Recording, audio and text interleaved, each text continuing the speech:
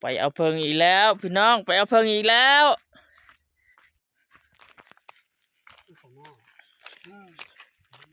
อยู่ใช่นี่นะส่งอันนี้ยุคนี้ว้าส่งนี่คือสัญญาณนะไม่ใช่นะน้องพี่นะ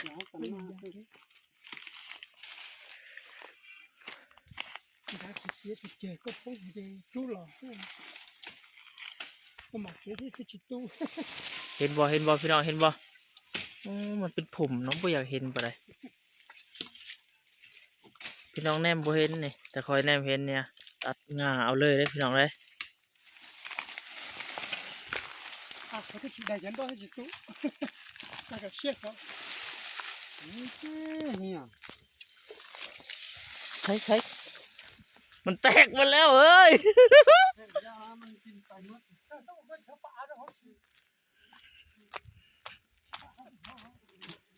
เอามีดมามี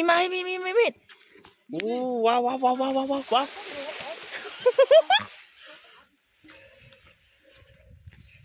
เอามีดมัน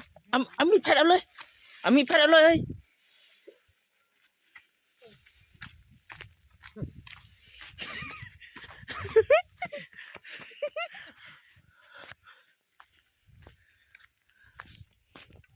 โอ้ตายหัวตายหางเลยพี่น้องเอ้ย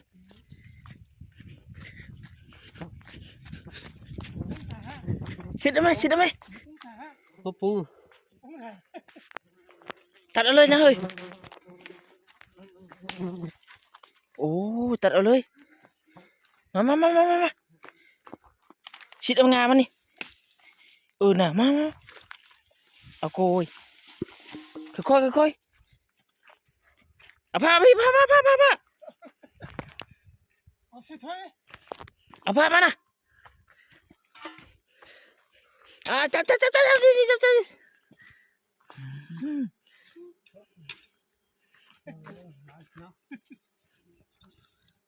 ี่น้องโอ้มีโอ้หนับมันงามเฮ้ยเว้ยแป๊บไปอันนึงไปเอาเถอะไปเอาอีหัง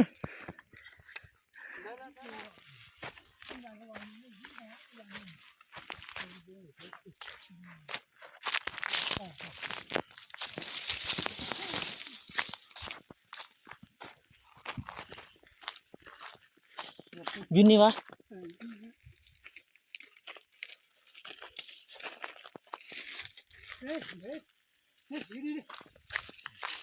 ใช่โอ้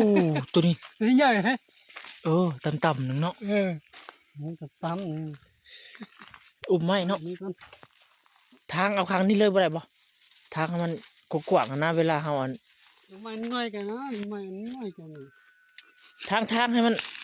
นจับออกมาสบายอ่ะนะชิดเอาก่อน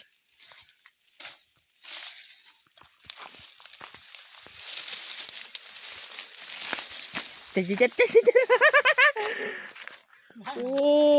เคลียร์เอามีดเคลียร์เลยมีดเคลียร์เอานะโอ้มันบ่แตกเลยตัวนี้นะตอนนี้เอามาเคลียร์กัน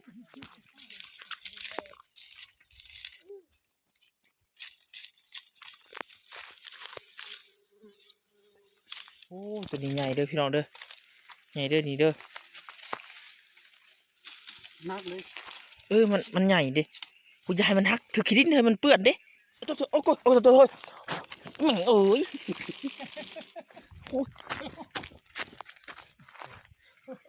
ถอด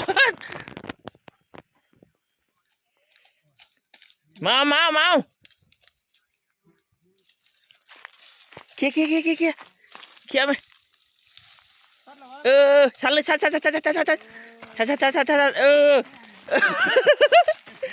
เอาไปเลย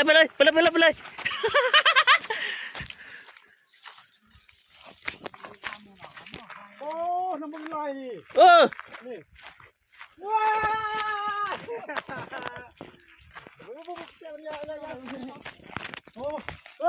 เข้าปลาละ โอ้โอ้ยแม่งเอ้ยเอาไปมันเห็ดแล้วนี่ช้องแล้วนี่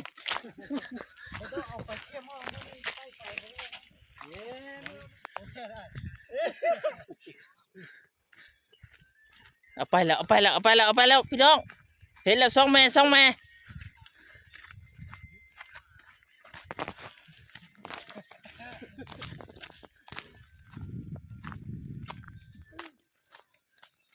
ว้าวพี่น้องน้ำลายได้ตัวนี้น้ำลายได้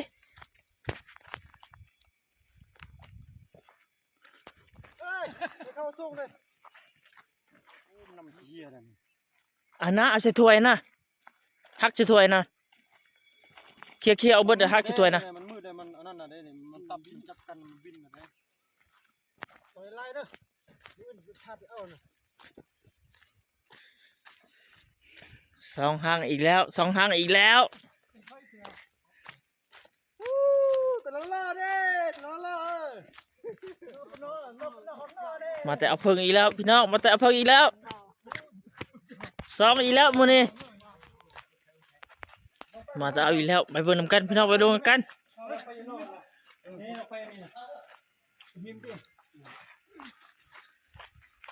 อีกแล้วได้อีกแล้ว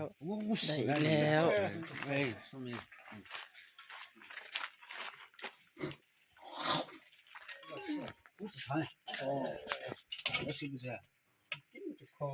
ตัวนี้มันไปล่อเบิ่งดีมีลายเลย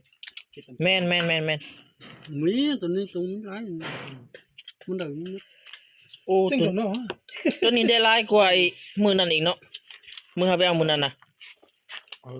เอาใช่ เอาก็หาไปเอาเพิงหั่น มึงไง อันนี้กับอันนั้นต่างกันเด้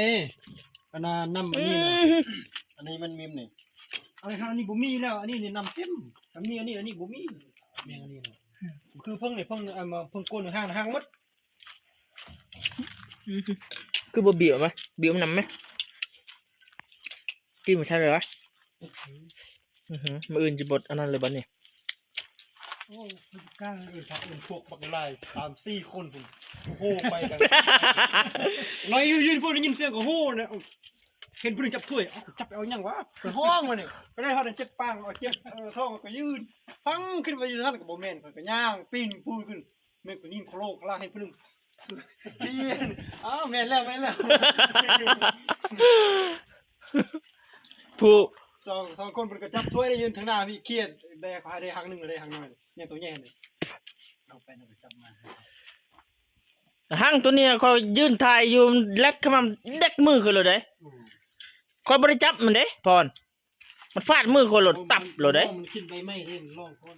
เอากับเขาเลยเด้นี่เพื่อน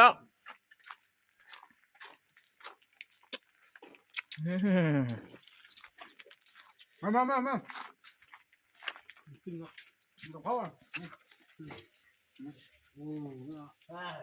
โอ้โห